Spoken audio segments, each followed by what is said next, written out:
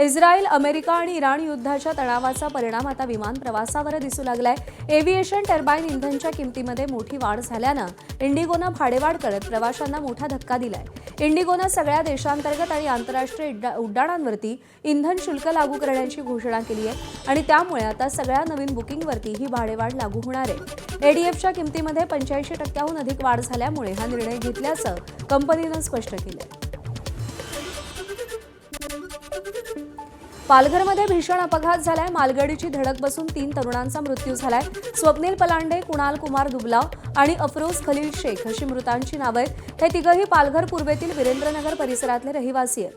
पालघर पूर्वेतील जुनं पालघर येथील जैन मंदिराजवळ ही घटना घडली। तर अपघातापूर्वी पोलिसांनी पाठलाग करत तरुणांवर हल्ला केला असा गंभीर आरोप मृतांच्या कुटुंबियांनी केलाय। जीआरबी पोलिसांनी घटनास्थळी पोहोचून तिन्ही मृतदेह ताब्यात घेतले आणि पोस्टमॉर्टमसाठी पाठवलेले आहेत।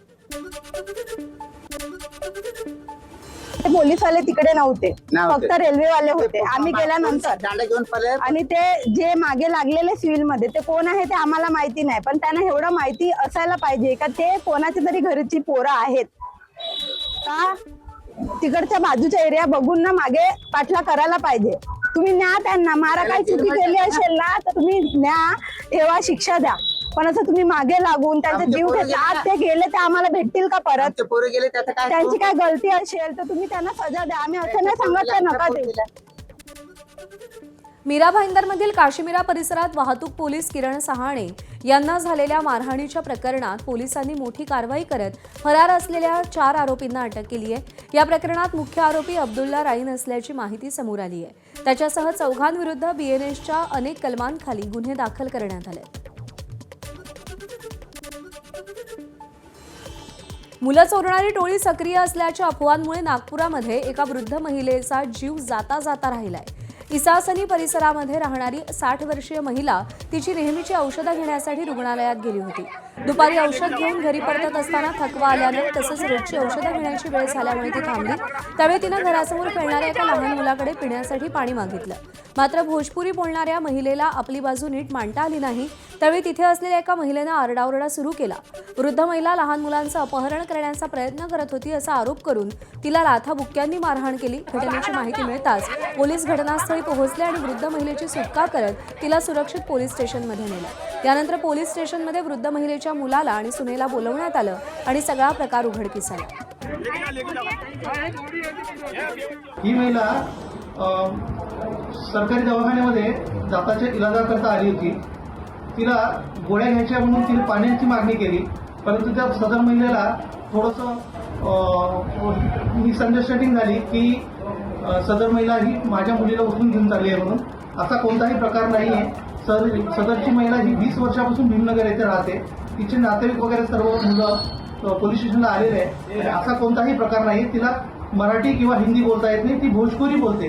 त्याच्यामुळे हा बोलण्यामध्ये आणि समजण्यामध्ये मिसअंडरस्टँडिंग झालेली आहे। सोलापूर शहरातील सोलापूर विजापूर बायपास रोडवर भरधाव कारनं कंटेनरला धडक दिली आणि या भीषण अपघातामध्ये 2 तरुणांचा जागीच मृत्यू झाला। अपघात एवढा भीषण होता की कारचा अक्षरशः चक्काचूर झाला। देशात वर्षभरात 166 तर राज्यामध्ये 41 वाघांचा मृत्यू झालाय। सरकारकडून विधान परिषदेत आकडेवारी जाहीर करण्यात आली। वन संरक्षणातील हलगर्जीपणा, विषप्रयोग, शिकार, विद्युत प्रवाह किंवा मानवी हस्तक्षेप वाघांच्या मृत्यूचं कारण ठरलंय। यामुळे जैवविविधतेचं नुकसान तसंच पर्यटनावर प्रतिकूल परिणाम होत असल्याची बाब विधान परिषद सदस्यांनी निदर्शनास आणून दिल्यानंतर सरकारनं वाघांसंदर्भातील आकडेवारी सभागृहात जाहीर केली। राष्ट्रीय व्याघ्र संवर्धन प्राधिकरणाच्या अहवालानुसार 2025 मध्ये एकाच वर्षात देशामध्ये 166 वाघांचा मृत्यू झाला असून यामध्ये महाराष्ट्रातील 41 वाघांचा समावेश असल्याचं सरकारकडून सांगण्यात आलं।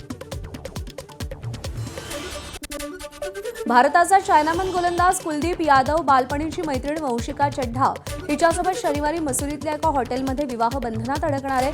या विवाह सोहळ्याला अनेक भारतीय क्रिकेटपटू उपस्थित राहण्याची शक्यता आहे। भारताचा अनुभवी लेग स्पिनर युजवेंद्र चहल आणि धडाकेबाज फलंदाज रिंकू सिंग डेहराडूनला पोहोचलेत। चहलनं मिश्किल अंदाजात प्रतिक्रिया देताना भावाचं लग्न आहे असं म्हटलंय, त्यामुळे भरपूर डान्स होणार असंही तो म्हणालाय। T20 विश्वचषक विजेत्या भारतीय संघाचा सदस्य असलेला रिंकू सिंग, त्याची होणारी पत्नी आणि खासदार प्रिया सरोज यांच्यासोबत कुलदीप यादवच्या लग्नाला उपस्थित राहण्यासाठी पोहोचलाय।